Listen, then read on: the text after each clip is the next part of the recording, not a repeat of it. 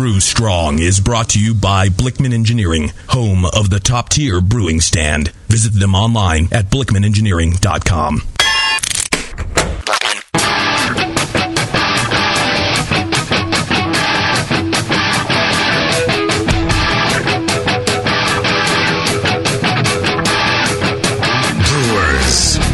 It's time for the beer radio you've been looking for.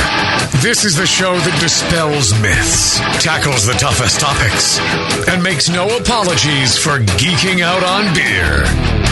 Hosted by two guys that drink before they think. Jamil and John Palmer. This is Brew Strong.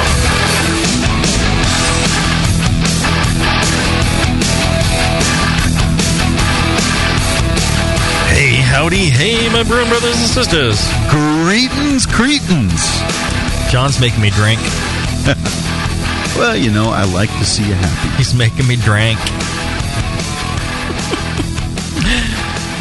You know who else makes me drink and who else makes me happy? AdamandEve.com? No. Oh, okay. Well, John Blickman. Our pretty good friend John Blickman is the correct answer. Pardon me. No. What is Blickman Engineering? Seriously. When I see that guy, makes me smile. True. And when I first met him, it was a little standoffish. I don't know. It was a little tense. And then he turned to you with that glint in his eye and that grin, and you felt happy. Behind me. He came up behind me, cupped me gently. No, Side of the head. No, I think when I really got to know him was in Milwaukee. When Justin and I went out to open the Northern Brewer Milwaukee store, and I hung out with him at some bar afterwards, and we just started talking, started telling some jokes, and he's a funny guy. He's hilarious, and he's full of good cheer. And, I got to stop you. When you said when you and John were in Milwaukee, yes. For some reason my brain flashed to. Prison? No, I mean, the shots. No, we didn't do time. Laverne and Shirley, the Shots Brewery. I mean, the two of you there and doing we're that skipping whole. along. Yeah. No, it wasn't like that. No. Okay. No, we were in a bar drinking. That makes more sense. Having a good time, talking all sorts of dirty, nasty stuff. I'm surprised you weren't. I mean, when John and I talk, we always talk about components and engineering plans. But so I guess. No, I've heard you guys talk. Darn. Okay. And to tell the truth, John Blickman is very, very proper, very polite, very professional person. Yeah. And he loosens up with his close friends and has a little fun. But he treats people as he would his business. Very professionally, very properly, and. Puts a lot of thought in what he's doing, and that's why they're innovating your homebrew. They're making all these great things, these new inventions, and great stuff like the beer gun. I mean, he radically changed how you bottle beer. Yeah. He, the Terminator, radically changed how you chill beer. That's right. The Tower of Power. Right. I mean, it's just the list goes on and on. The guy is constantly thinking. He's one of these genius engineering types that always has something new, and he's a homebrewer, and that's why he comes up with these things that, and that's why innovate your brew day. We give him, I don't know. Crap? Yeah, we give him crap on the air because he is a guy like us. He's That's one true. of us. Yeah, he's got a great sense of humor, and he appreciates it. So the fact that they pay for this show so you don't have to, I think you ought to appreciate that. Yep, I think you ought to go to BlickmanEngineering.com, Blickman with two N's. And a CH. Yep. And a B. And well, check, but if check you out say all just their great stuff. Blickman, you could think it was a K, right? Kind of like Oktoberfest. But it's actually a CH. Right. So. Yes. Yeah, go check it out. To point that out. They a lot of great stuff, and your local homebrew shop. If they don't carry it, ask them why not. All sorts of goodies there, and they can order it for you if they don't have it on hand. That's right. They can carry Blickman Engineering stuff, and it's all really well made stuff. Yeah, and in fact, when it's drop shipped to you, he's really done a lot as well as designing how it arrives. I mean, Right. You know, It puts a lot of thought into that. And if you can buy some little piece or part locally cheaper than he can send it to you, he'll tell you, it's like, hey, go buy exactly this at your local hardware store. You'll save yourself a bundle of money.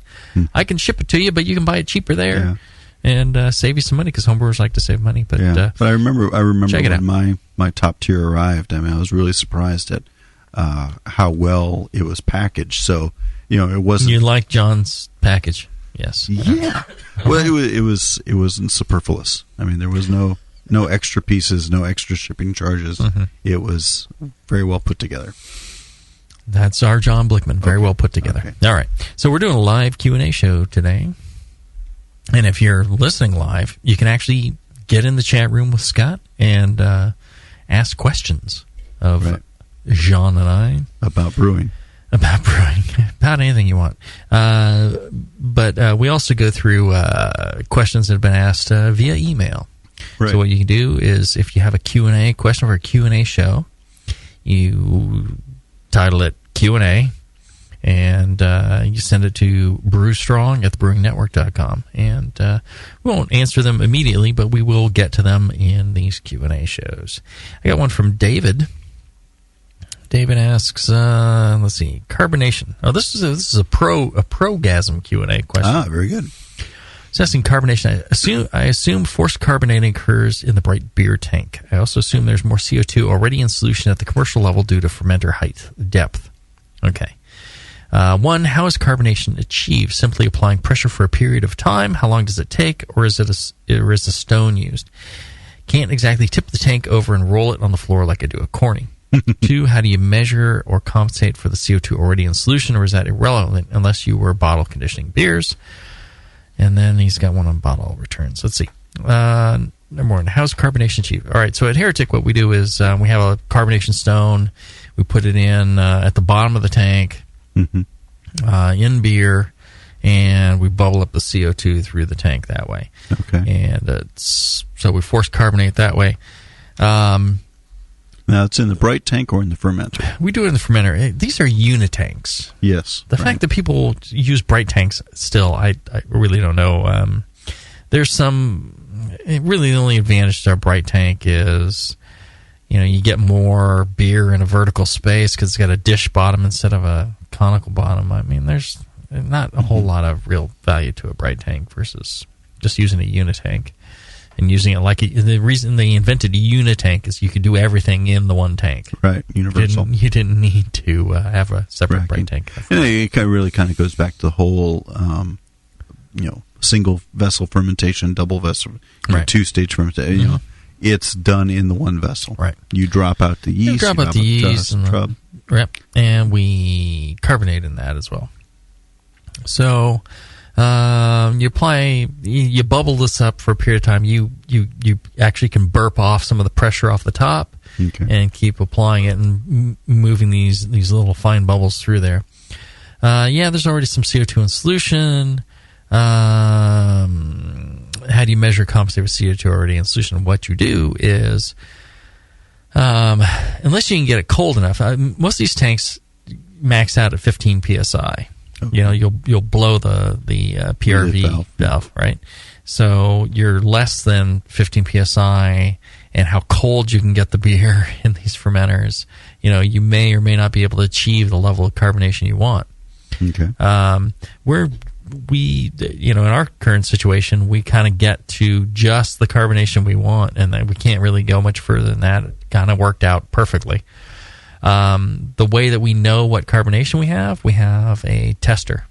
So there's these testers where you take a sample of beer, it's got a calibrated gauge on it and a thermometer, and you flow a bunch of beer through it, and then you shut it off, you shake the daylights out of this thing, you read the gauge, you look at the temperature, and it tells you exactly how much beer, how many volumes of CO2 you have in that thing. And very precise. There's one made by the Zom... Not the Zomnagel guys, but there's one made by them, and it's like $1,000 or $1,500, and there's a cheaper one that works just as well, and it's like $300 or $400, and the difference is it doesn't come with a gauge calibrator.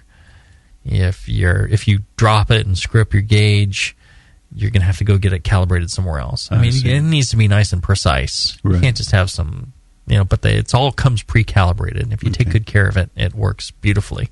With 15 psi, how many volumes of CO2 can you achieve in your beers, or does it? Well, you can't do 15 because you're going to pop that PRV. Okay, they pop at 15, so we go like 12 or so. All right, but we get up to 2.5, which is plenty for any style. Yeah. Okay, and is that dependent on fermenter size and height, vertical height? Yeah, no, not really. All right, so I imagine if you had a much taller fermenter, you want it to be at equilibrium. Yeah. You might get it to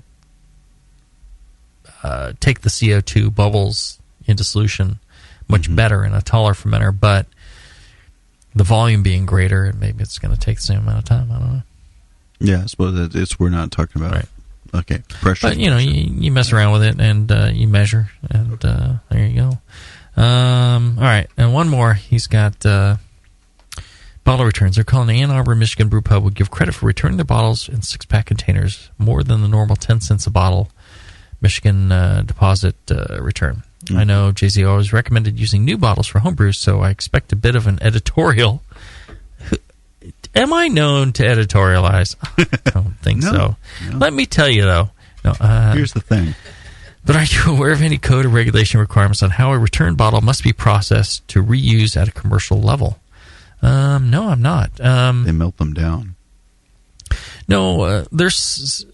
And fairly recently, there were still the thicker returnable bottles. They were thicker. Yeah. Okay. And, if you get a lot of Belgian bottles, you'll see...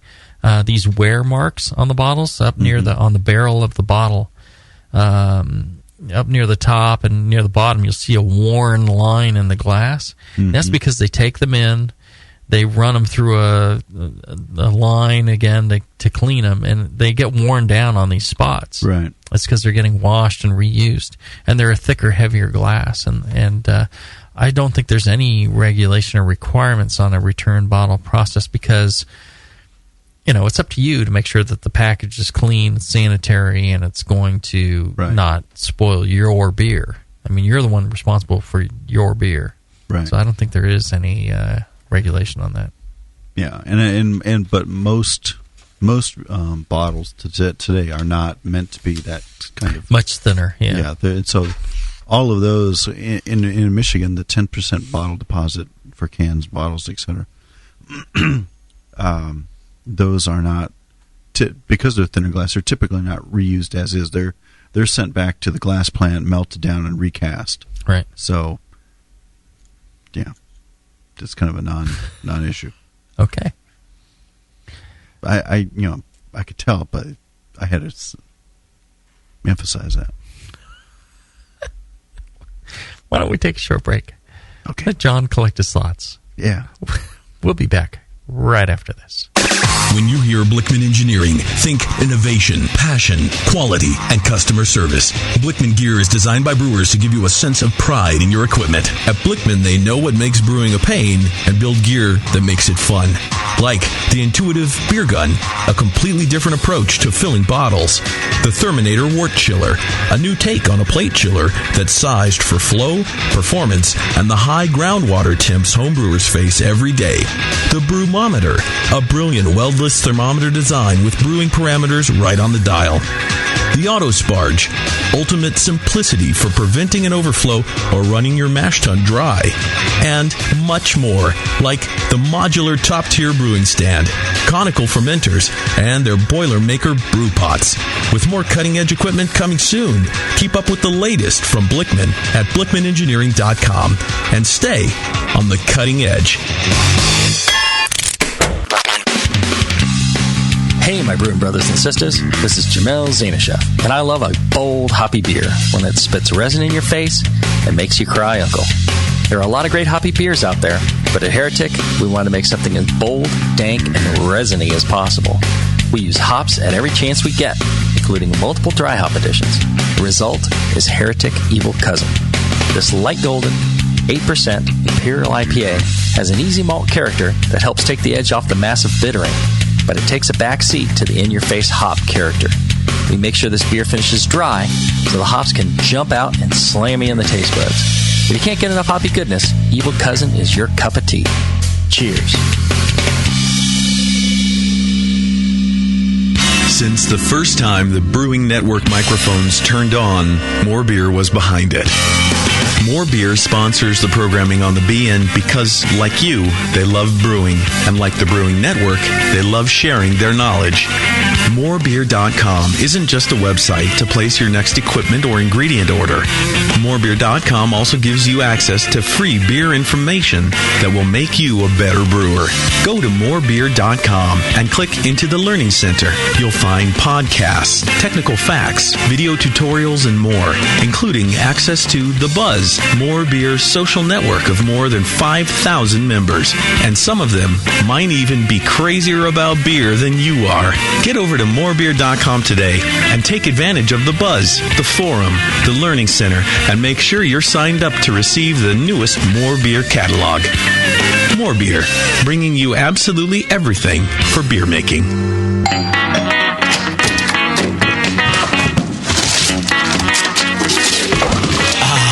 What'd you get? More brewing ingredients? Yep. You know what I love about Brewmaster's Warehouse? The $6.99 shipping? Well, yeah, but... Oh, the in-store classes for beginning brewers. Yeah, that's cool, but... Oh, the Brew Builder. Creating and saving your recipes online is awesome! No, yes, but... The cheese-making supplies. No. Oh, the wine-making supplies. Oh, the distilling equipment and liquor flavorings. All that stuff is awesome, yes, but what I really love is that the guy who runs it is totally hot. And that Brew Builder software is awesome. Oh, yeah. Brewmaster's Warehouse brings you flat rate shipping on great equipment and ingredients to make beer, wine, cheese, and spirits at brewmasterswarehouse.com. And if you're in Georgia, stop by Brewmaster's Warehouse Monday through Saturday from 10 to 6. Visit brewmasterswarehouse.com today because it's totally hot. Oh, yeah.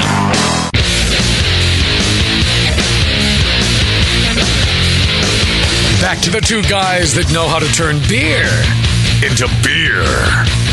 This is Brew Strong. All right, we're back. We're talking... I don't know why my throat hurts so much. Well, you suck a lot of... Ricolas. Yeah, lollipops and things like that. Maybe that's something you want. So what... it's your turn. You know when you go to the doctor and they're like, what are you drinking? They want to know how many drinks you have per week. Yeah. And I'm like, okay, let's see. Maybe I'll have a beer, here, a beer there. Some weeks I'll have, a beer a night. Mm-hmm. Sometimes, I won't have a beer all week.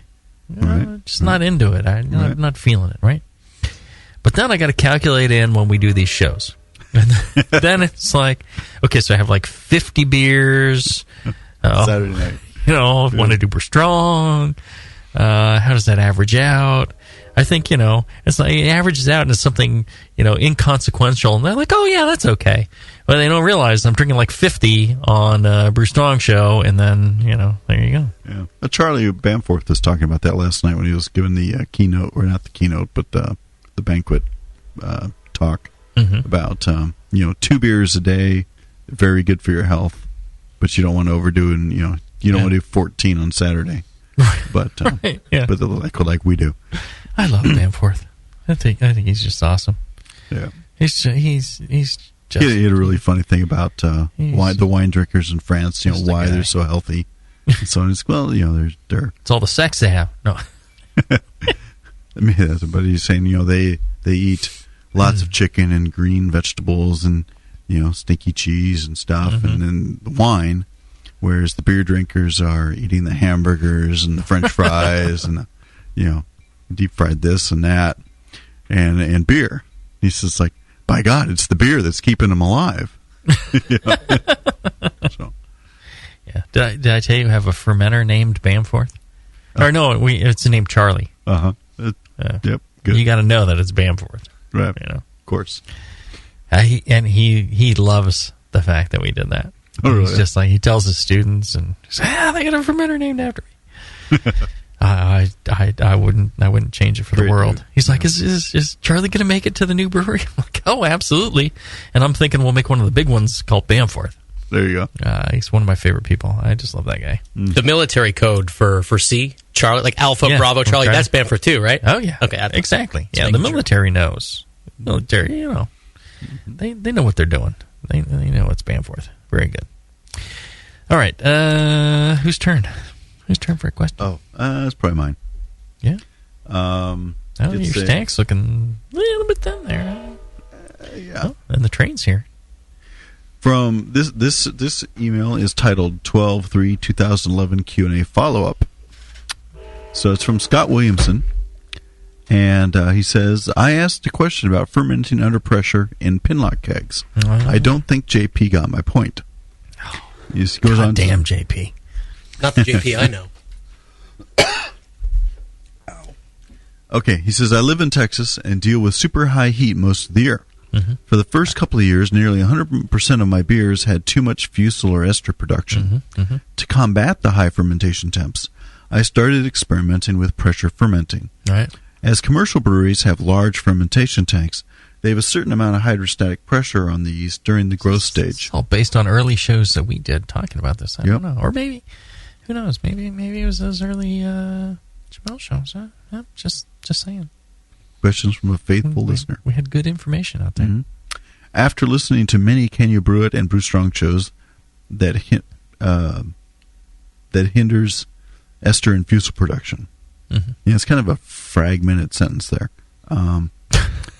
But so he's not F. Scott Fitzgerald. But moving on, my process is to pitch the yeast into the keg and put my spunning valve on the gas output set at around 5 to 7 psi. Uh-huh. After I get around 95% of the attenuation I'm expecting, I ramp the pressure up to whatever the carb volumes I want would be for whatever temp the liquid is at, essentially capping the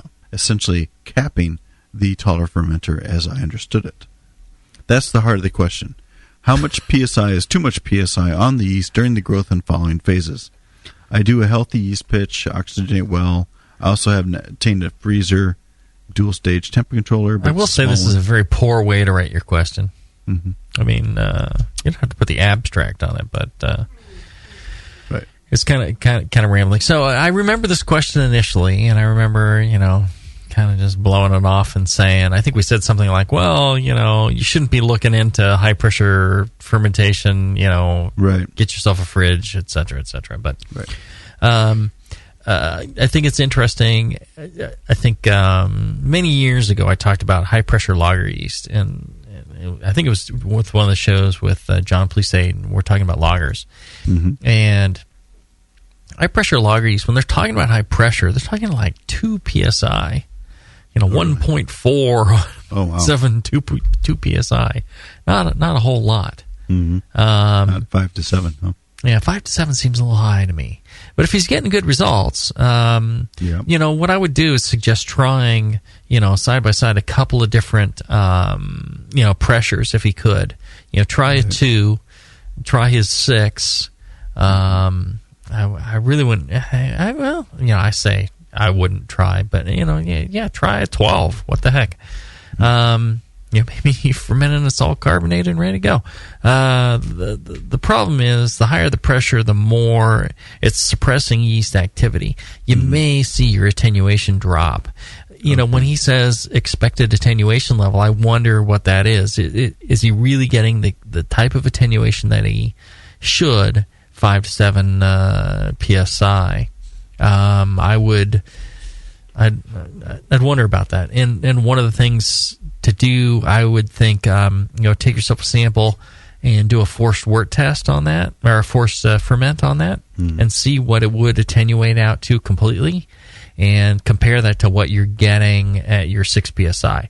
Now, it's not going to be completely the same, right. Fermentation versus forced ferment, but it should be fairly close. You should be within a couple of points. And if you're not getting there, if it's a big, wide, multi-Plato difference, then clearly it's not attenuating as well, and it's the pressure that's probably doing that. maybe try a lower pressure, and you maybe still get the same results at like 2 psi as far as fusel suppression and ester suppression. But maybe would attenuate a little bit better.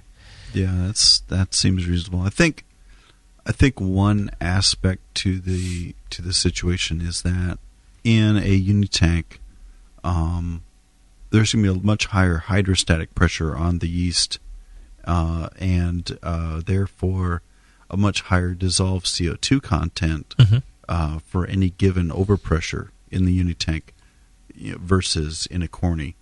So the CO2 will be able to dissolve into the into the beer, and that dissolved CO2 level is what's going to affect the yeast processes. So I think in a corny keg, 5 to 7 psi may be functionally equivalent to 1 to 2 psi in a uni-tank. The total concentration of CO2.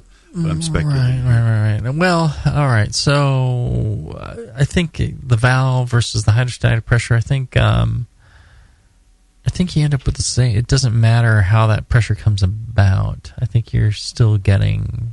You would get. If you have a 33-foot tall tank, you've got 1 atmosphere of pressure at the bottom. The thing is, in a deeper tank, you can't just say that the pressure is what it is all the way through. It's not equal throughout the entire thing. Right. So you got 33 feet of seawater. That's 15.7 psi. Right. At the bottom of that, 33. At the top of the 33, it's 0. It's atmospheric pressure. And midway through, it's 7. So you have a range. So it's not always. People talk about the hydrostatic pressure, but when the yeast is in the column and it's fermenting, it's all the way up and down through there. Okay. So it's not a static situation. Yeah, it's hard to equate. When you put a spunding valve on this thing, and it's a short fermenter, the top is equal to the bottom. It's 6 psi in his case, all the way top to bottom. Which is, I think, maybe high. Okay. Yeah. But maybe that's the right thing for a corny keg. The only thing I would suggest to him, and I think earlier we were just like, no, don't do that. I think the thing to suggest to him is, we should do less of this. Don't do that type of thing. I think we should suggest how they might go further with that. And I would just suggest to him maybe he tries a couple of different pressures and see what kind of results he gets in a blind test. I'd be really interested in the results. True. Right. If somebody could come up with corny keg, pressurized fermentation for lagers at ale temperatures and do some, serious data on it with some blind taste testing, I think we get that sucker written up in Brew Your Own or Zymergy for him. Or SPC. Yeah. So let's give that a shot and see what you come up with, and if you're interested, let's go from there. Interesting question though. All right, let's see. Too bad JP didn't get that the first time. Oh, he fucked it up. Oh, God damn, I don't know. Look, I'm folding it and I'm putting it in the pot for you. There you go. I've trained John. You see that? He follows instructions. All right, 2 questions. Diane in New York asks, oxygen being added for fermentation and yeast health. Does the amount of oxygen flow and the length of time change depending on the gravity and viscosity of the wort and or the yeast strain and fermentation type? The answer is yes. Good. Okay. I think we're done with that one. Higher gravity worts, you might add more oxygen. The yeast strain, absolutely. Different yeast strains need different amounts of oxygen. So you might go less, you might go more. The important thing is to measure the flow or keep the flow the same and measure time, and that's usually easiest for brewers. Right. There you go. Done. All right. See, that was a well-written question. Didn't take much. Okay, well, I've got one here from Jason Gerbassi. And he says, hey, Jamil and John, I have a question about propagating bacteria. Can you please give some tips on the best ways to grow up lacto and pedio? Should we use malt extract or simple sugars? how long to propagate and at what temp. And any other advice you could give would be helpful. Interesting question, propagating bacteria. I'll tell you what, let's take a short break. We'll think about it. Maybe check some references. Yeah. We'll be back right after this. Hi, I'm Jason Harris, the proud owner here at Keystone Homebrew Supply. We're thrilled to be entering our 20th year of supplying this great industry, and to show you, the Brewing Network Army, how much we appreciate your support, we're offering you 10% off your first order on our website, keystonehomebrew.com. Just use coupon code BNARMY at checkout, and I'll get your order out the same day. My goal at Keystone Homebrew Supply has always been to have a complete supply of everything a brewer could want. When you place your order online or when you come into our store, it's our goal to have everything on your list and more. One aspect of KeystoneHomebrew.com that we're really excited about is the ability to fulfill customers' exact grain bills. Do you hate to wait? Keystone Homebrew Supply can get your precious yeast and hops to you within just one day if you live between Connecticut and Virginia, and within 2 days east of the Mississippi. KeystoneHomebrew.com. Coupon code BNARMY. I'm Jason Harris, and I approve this message. A vial of White Labs yeast is the key to your best beer. When you open a vial of White Labs yeast, you're giving your beer its best chance for a perfect fermentation. In addition to their already incredible variety of yeasts, White Labs is proud to announce WLP 90, San Diego's super yeast, now available year-round. WLP 90 is super clean, super fast fermenting, with low esters and has a neutral flavor and aroma profile.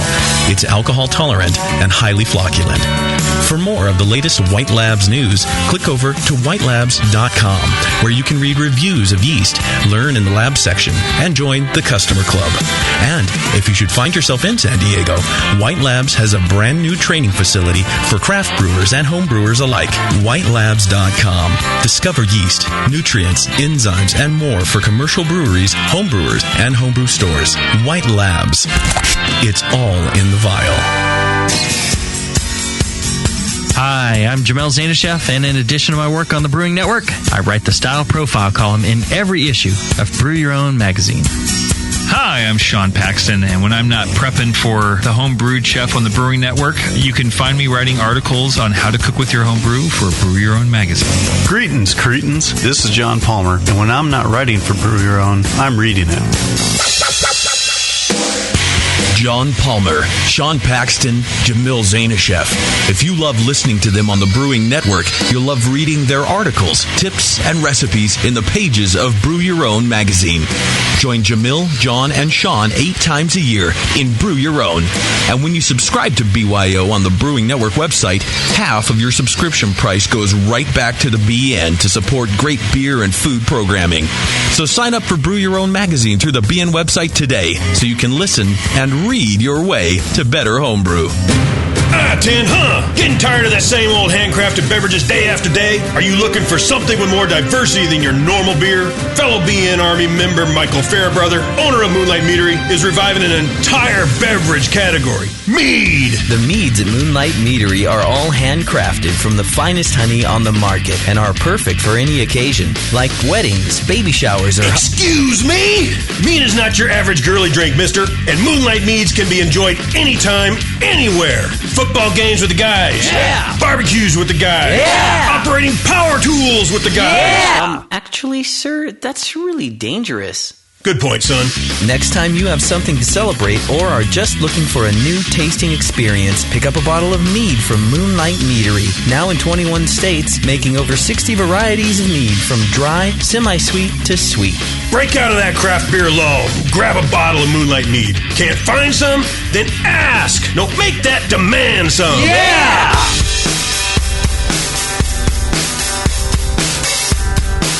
Back to your hosts, Jamil Zainasheff and John Palmer. Putting the testicles in technical. This is Brew Strong.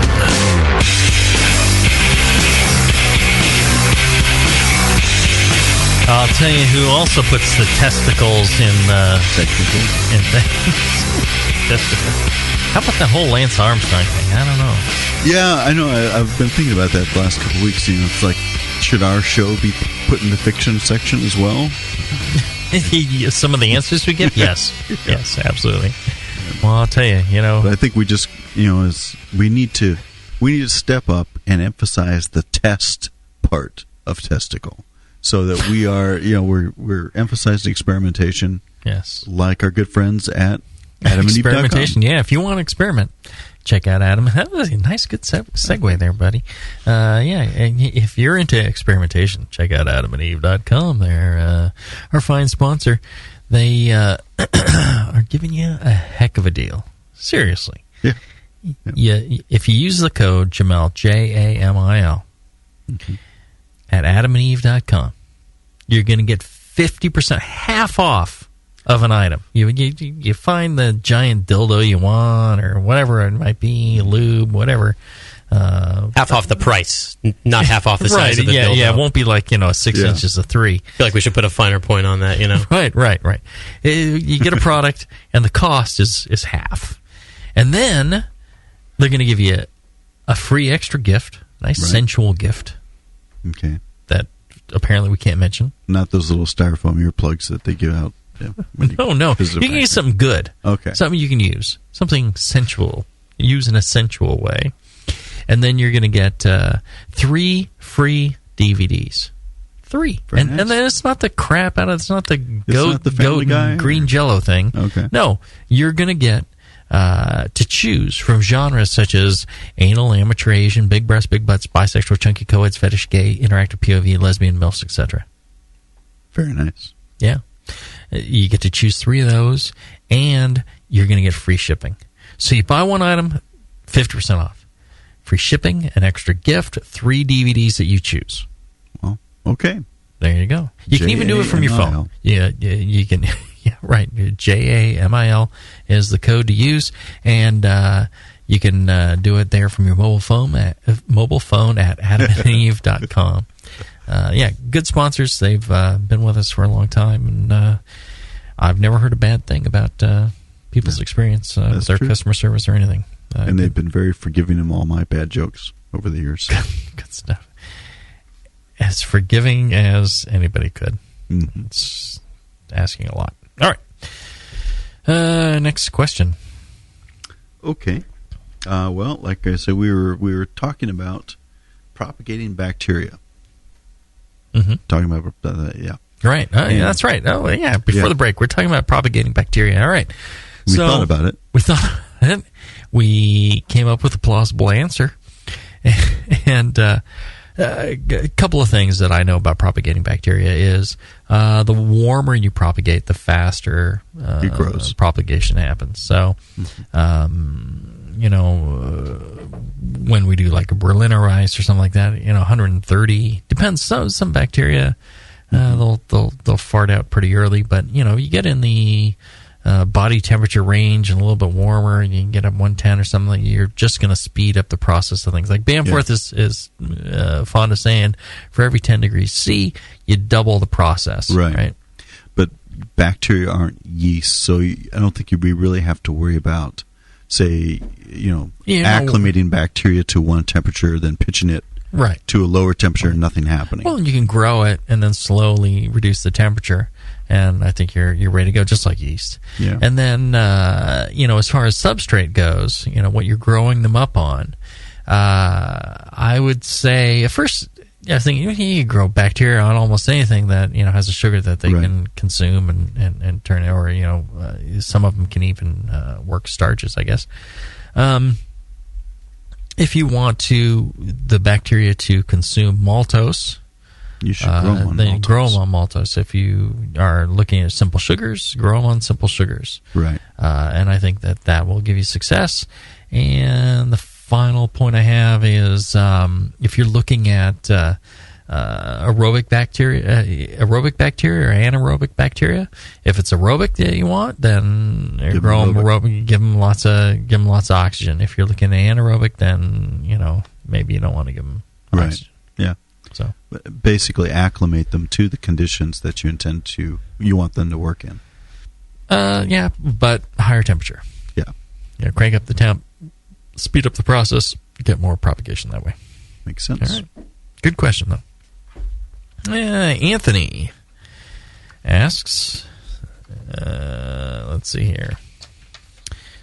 Anthony he's from Darwin, Northern Territory, Australia. Ah, okay. Anthony asks, let's see, great show, yeah. He has How to Brew, yeah. Drink less yeast, yeah. Right. Crocodile. My question is about evaporation. Okay. I went out and bought a boil kettle that can only just hold 22 liters because that's what I figured I would need. Oh. Now when I do my boil, I get a good roll, and I'm happy with the hop break and evaporation rates, but because the kettle is so small, I have to top up with boiling water. Yeah, we were saying earlier, top up with boiling water. I need 22 liters in my kettle. That's about 5.5 gallons. I lose 2 liters to break. So 20 liters goes into my fermenter, and I get 19 liters, 5 gallons, into my keg. Is it wrong to top up with boiling water during the boil? DMS going to be a drama. Hop utilization couldn't be thrown out that badly.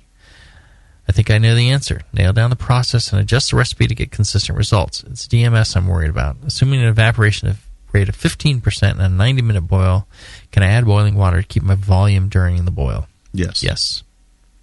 I think your DMS precursor evaporation will not be affected by that.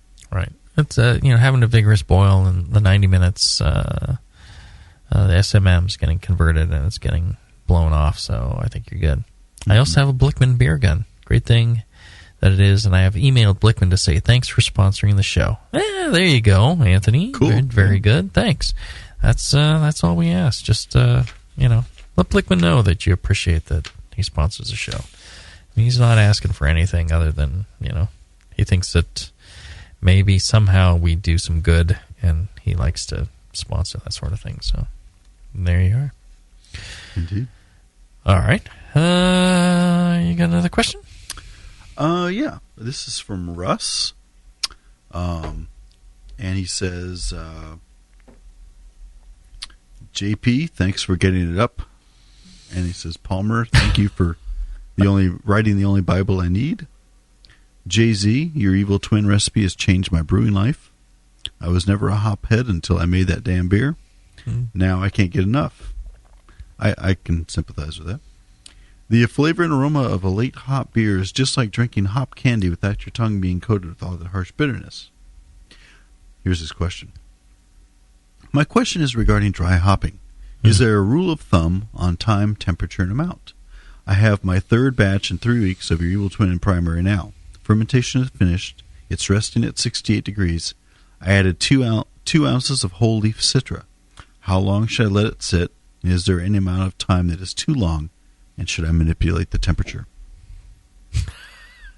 I'm reminded of this guy. No, I won't go that way. Call me Ishmael? No. All right, a couple of things on dry hopping. One is pellets are more effective. Okay. You'll get more hop flavor and aroma out of pellets than you will out of cones. Okay. So if you want to get more, I would go that route. The amount of time where it's too long, where you start getting that vegetal character, it's going to vary depending on the hops, the source, and what you're doing in the beer and all that stuff, right? But generally, I don't like to leave the hop matter in there more than a week or two. I think it's too much. Okay. The other thing I've discovered is, and when we, I try not to do too many heretic stories, but I'm just learning a lot doing this. Of course. So I like to pass that information along.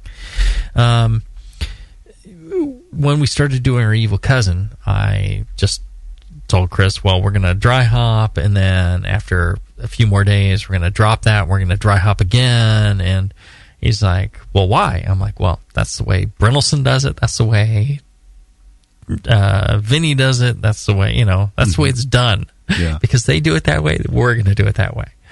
I don't really care what the reason is. That's how we're going to do it.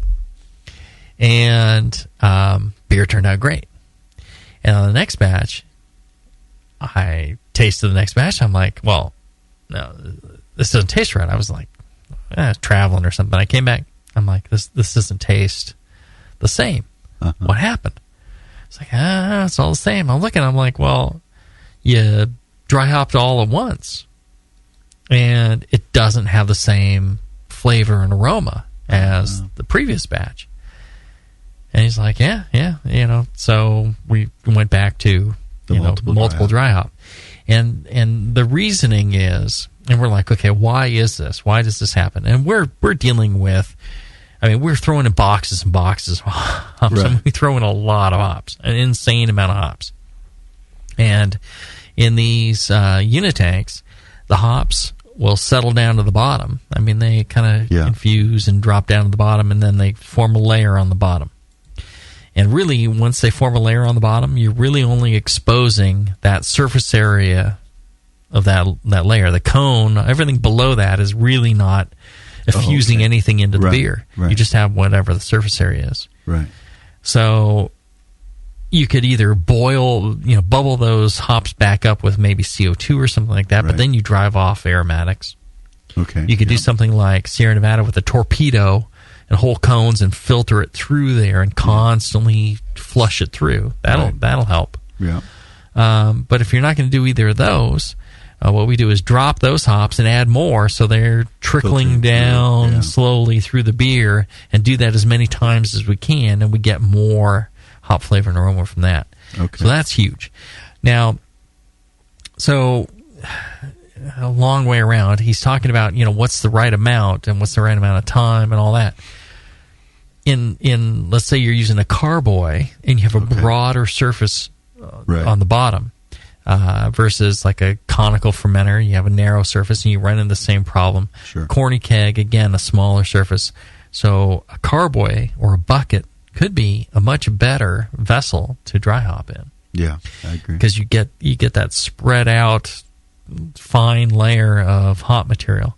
And I'd say anything that if the hops are getting to be like more than a quarter inch thick on the bottom, then it's too much. You're not really gaining anything more by adding more. Okay. And if you can keep dosing it the way that I've described, then I think you're going to get the most out of it. So a long way around to answer that question, but some things I've learned. 68 degrees, that temperature seem reasonable to you, or would you suggest warmer, or for your beer? We go colder. I think we go like 65. Okay, you do colder longer versus hotter shorter. Yeah, and there's all sorts of theories between it. I've heard use a falling temperature, use a rising temperature. Get it down to like 40. Have it around 70. I've heard all sorts of things. Right. But we go like fermentation temperature, 65, 68, around there is fine. So I think he's doing it. He's trying to emulate your beer, so I think he's got the right schedule. Yeah, I would think so. Very good.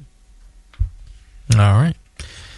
Let's see here. One more quick question, then we'll jump on to another break and wrap up.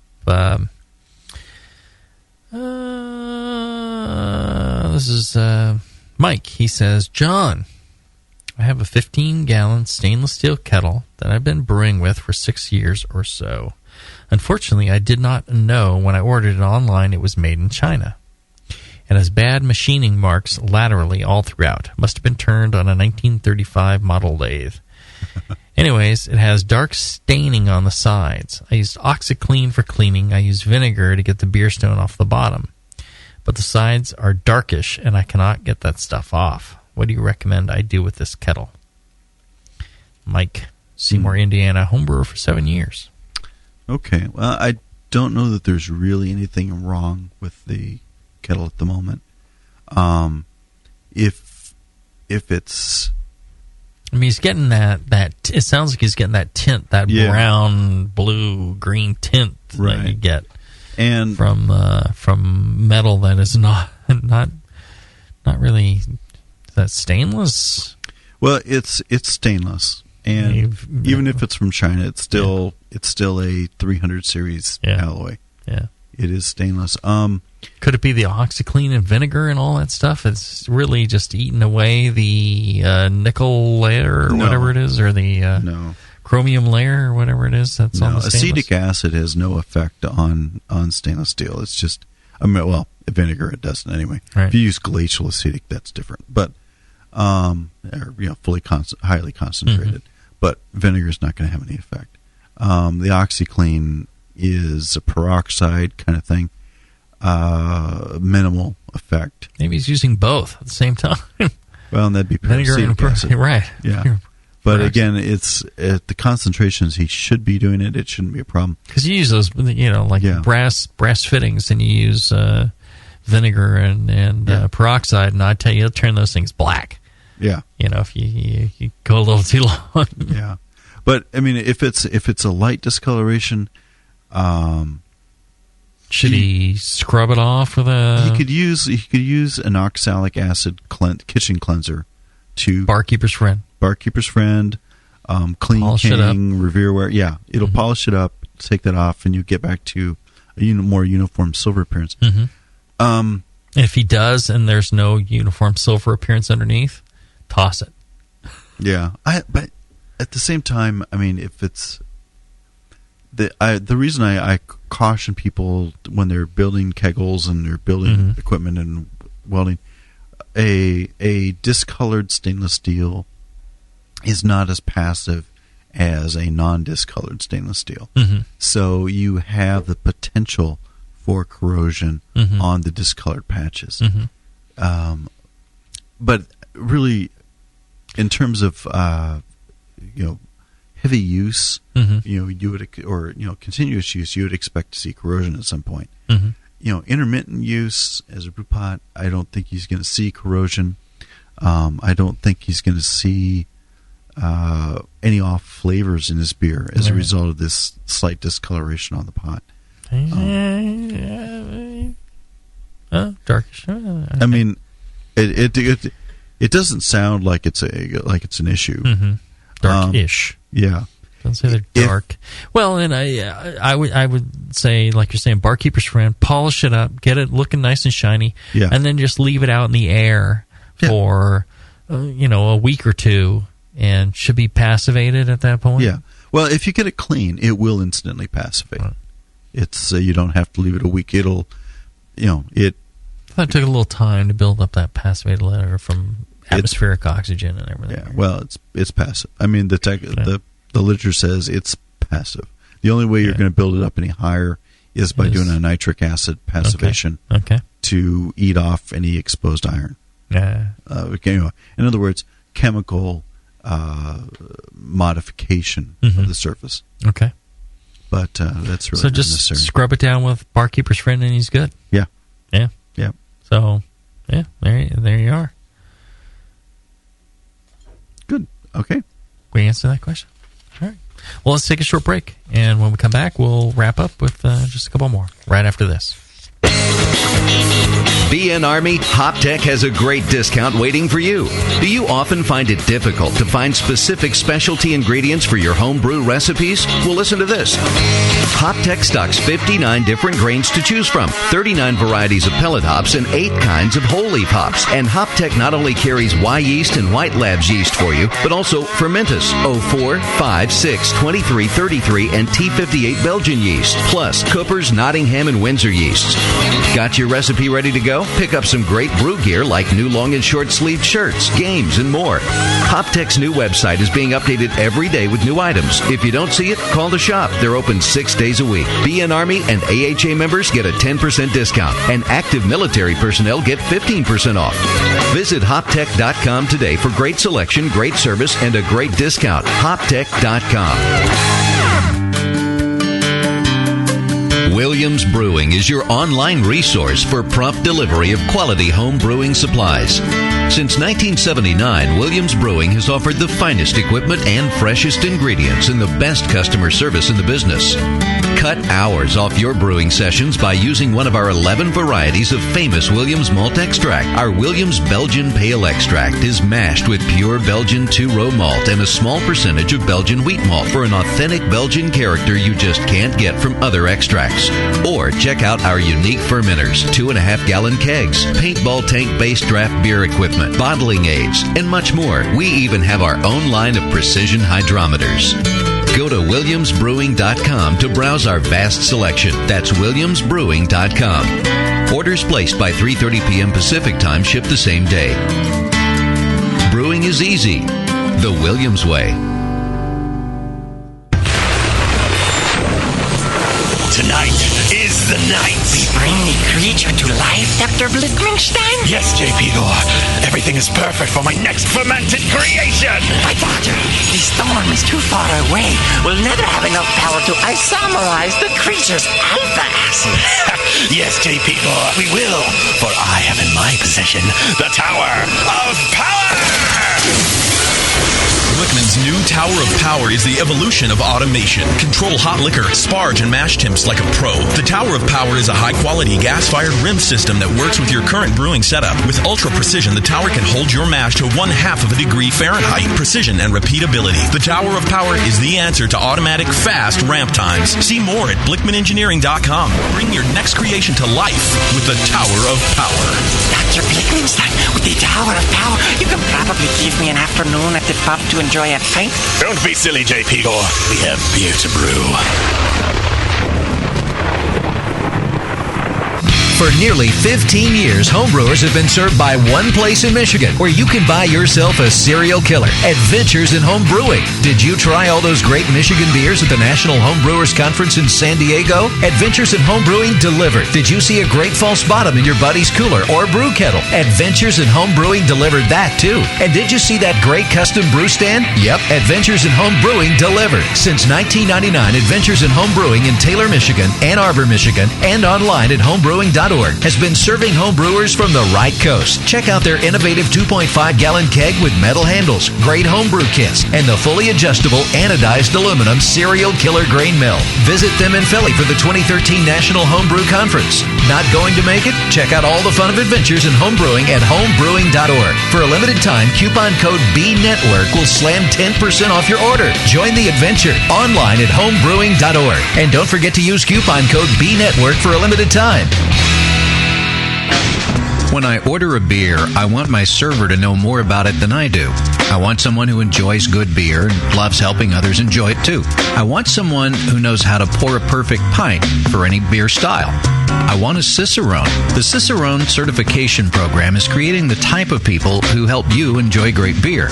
Home brewers and craft beer lovers know beer is more flavorful and complex than ever, and it takes some serious knowledge to store and serve beer right.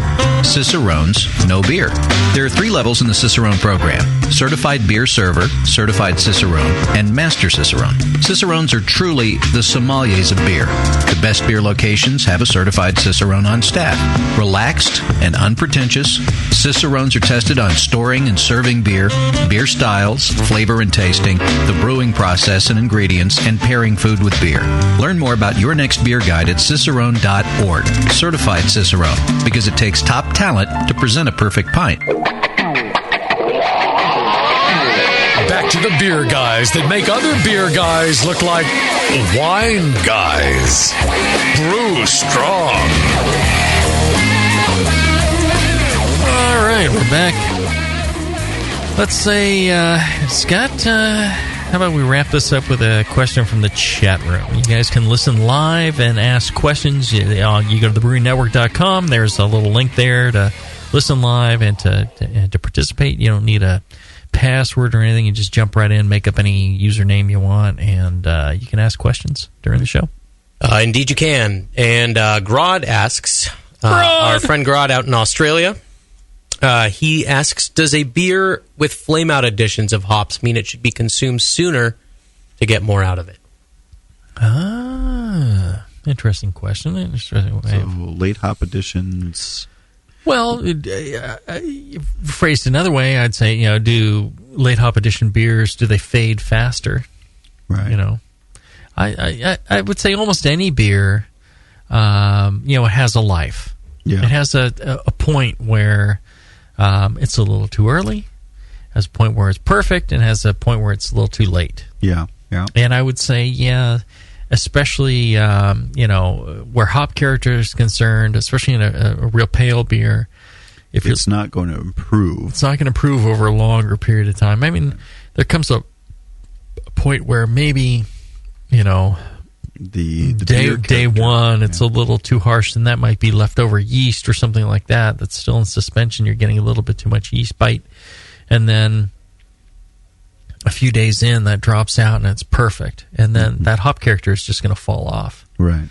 So, I'd say, the more you want that late hop character, the earlier you probably consume it. Yeah. If you're looking for an intense hop character. Well, that's a good point, John. I think if you're looking for some other character of that late hop edition that's kind of mellowed out over time, and that's really what your ideal is, then it's going to take a little bit more time. So depends on exactly what you're looking for. And if you're looking for something that should age a long time, barley wine, for example, and you're looking for an aged character for the barley wine, but you still want all those late hop additions in order to get some residual hop character, then that one you're going to leave longer. So it depends on a lot of different factors on that. Right.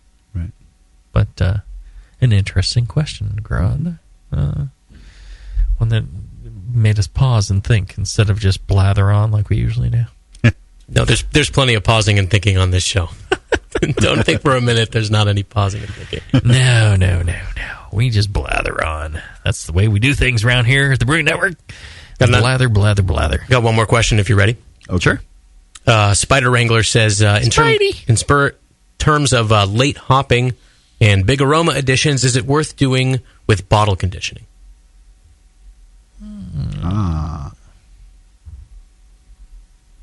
Well, I get... See, that was pausing and thinking. Yes. Right on cue. It's worth doing. It's going to be a different character than, say, a keg.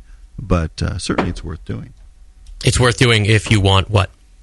If you want late hop character in a bottle-conditioned beer, then it's definitely worth doing. Well, the only way to do it is late hopping. Yeah. And just add lots. Yes. Yeah, and that's exactly. I get my only point on the question is. Well, you're waiting over a period of time for the bottle conditioning to occur.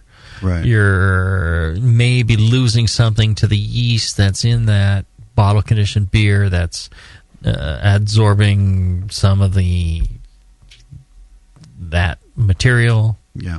A kegged beer with late hop additions is going to taste different than a bottle conditioned beer with the same amount of hop late hop additions. Right. But that shouldn't stop you from exactly. Yes. adding more late hop additions. Mm-hmm. Okay. And a fine question from our good friend Spidey. All right.